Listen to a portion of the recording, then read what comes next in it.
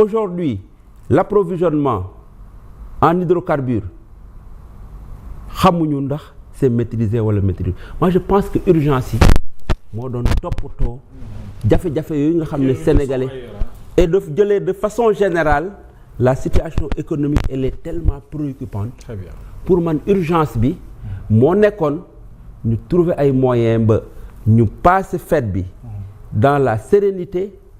Bu ko defee ils ont le temps après peut-être la formation du gouvernement après ñu xool kan mooy dugg kan moo dul dugg en ce moment pour man l'urgence était à ce niveau mais li tax ñuy daw bay daanu mooy la question que les Sénégalais se posent. Très bien. Quelle est l'urgence aujourd'hui de vers tout ça? Est-ce que le premier ministre, l'ex-premier ministre Ousmane Sonko a-t-il besoin d'une immunité parlementaire?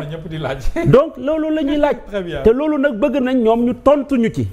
parce que nag la notion d'urgence du da ngay xëy rek ne urgent. du parce que da ngay am majorité rek ne man damay def urgence. Parce que c'est l'Assemblée. Mais c'est pas juste. Et l'Assemblée est composée de beaucoup de. Voilà. lépp mi ngi tàmbalee ci limogeage bi ñu ko dàq. alors naka nga jàngatee la décision du président Bassirou Diomaye Diakhar Faye de le démettre de ses fonctions. ñu am un tout nouveau premier ministre Al Amin Lo. bokk seen camp dégg nga discours am est-ce que am nga yaakaar ci coppite ci wàllu doxalin. waaw limogeage bi moom dama koy comprendre comme sénégalais yu ëpp ci sénégalais yi moo xam ñu ànd ak nguur gi moo xam ñu nekk dans l'opposition man bu ma sañoon le président Bassirou Diomaye ak l'ex-premier ministre Ousmane Sonko dès l'instant que moom dafa accepter dem nekk son premier ministre alors que dès le départ mënoon na ne man assemblée nationale lay dem mais dès l'instant que mu accepter ne man damay nekk premier ministre bu ma sañoon ñu ànd liggéey ba juróomi at yi jeex li ñu diggoon sénégalais yi ñu jéem ko jëfee bu ñu paree nag sénégalais yi jugé leen ñoom ñaar. C'est ça.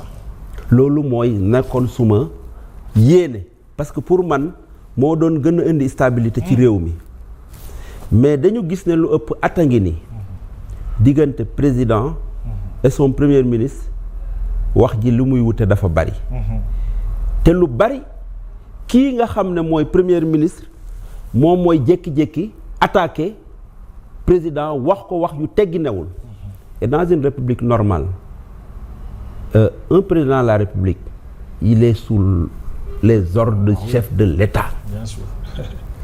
Mais tu as l'impression que ministre yi nekkoon ci gouvernement bi sax premier ministre bi la ñu gën a jox orma que le président de la république alors que moom moo nommé premier ministre quel que soit par ailleurs fa nu jaar politiquement parti bi désignation proposition bi loolu c'est pas ce qui concerne les Sénégalais ce qui concerne les Sénégalais ce qui est factuel mooy Bassirou Diomaye Diakhar Faye moom la ñu fal donc président de la République dañ ko war a ormal dañ ko war a obéir bu ñu amee ay contradiction da war a nekk ci biir nekk waaye un premier ministre bu jóg en plein meeting di attaquer le chef de l'État bu ñëw Assemblée nationale toutes les fois bu mu ñëw Assemblée nationale di attaquer le chef de l'État di def ingérence dans la politique étrangère dans la diplomatie di attaquer justice di attaquer les institutions internationales di attaquer les pays amis du Sénégal loolu Sénégal rek lañ ko gis. Est-ce que c'est une divergence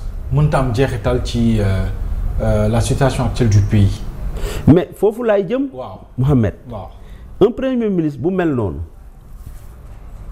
je pense que lu ñu yéene ñoom ñu ànd je pense tàggoo bi moo gënoon parce que nag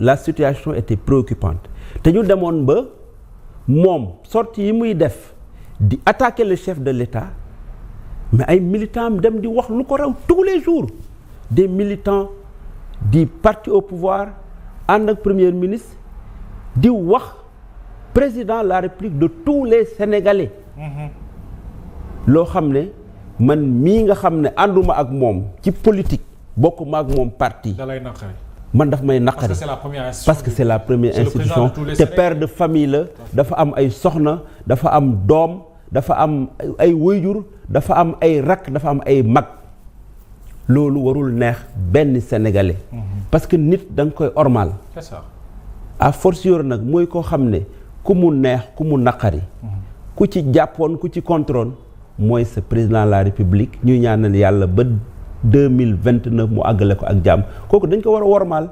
nga ànd ak moom nga ñàkk ànd ak moom da nga ko war a wormaal da nga ko war a jox cër. tey jii nag li ci gën a inquiétant mooy.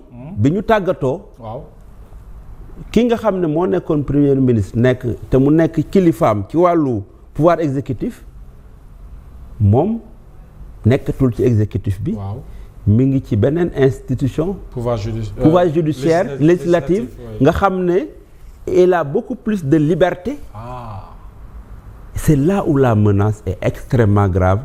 Et boo defee corrélation entre position bu mu occupé tey en termes de pouvoir d'autonomie grâce à la séparation des pouvoirs ak li nga xam ne ñaanuma yàlla mu gise ko noonu dafay bëgg a jël revanche par rapport ak limogeage bi ñu ko limogé war nañu poser wu des questions. Pourtant il a rassuré tout le monde tey ci discours am nee na il va pas utiliser l'Assemblée nationale pour déstabiliser une quelconque institution. loolu aussi mais bañ ko falee premier ministre discours yooyu la doon wax ci 6 premiers mois yi. ba mu demee ba am majorité ci Assemblée nationale la commencé changer discours. mu xam ne assemblée ba député fa ya fa nekk yépp ci waawam la ñuy wéy. donc entre le discours et les actes je préfère juger la personne ci actes yi muy poser. Exactement. te je ne suis pas sûr que le discours bi mu wax tey c'est exclusivement des assurances il y a de la menace. waaw une dose quand même. il a menacé le gouvernement et le chef de l'État. tëkku na ko te boo gisee communiqué bi nga xam ne moom la Pastef ji génn tey par rapport à la composition du gouvernement mu mel ni discours bi mu wax tey que ñoom du ñu gêner chef de l'État waroon naag actes yi ñuy poser.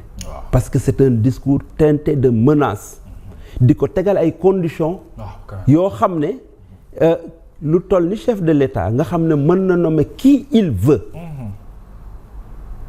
nga koy menacer ne ko dans telle condition ngay dugal militant Pastef ak yooyu donte war na ci waxtaan ak Pastef je pense que Pastef amul sañ-sañ di menacer le chef de l'État di ko tegal ay conditions mel ni daf koy chanter. avec le contexte actuel est-ce que le président waraat na jëlaat certains députés issus de Pastef yi nga xam ne dañu jox gëdd ak dayo lool Ousmane Sonko ci biir nouveau gouvernement ministre wala député ministre je veux dire. man pour être cohérent waaw et pour man li nga xam ne mooy indi jàmm ci réew mi le président Bassirou Diomaye Faye